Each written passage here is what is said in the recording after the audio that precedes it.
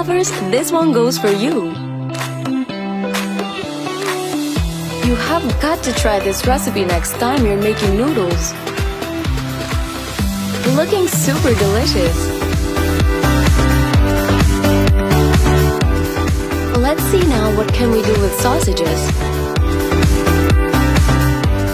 Talk about a nice breakfast. When you're going for a healthy snack, this is what you need to try.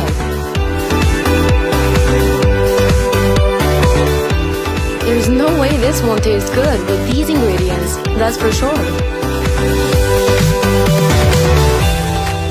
Which was your favorite one so far?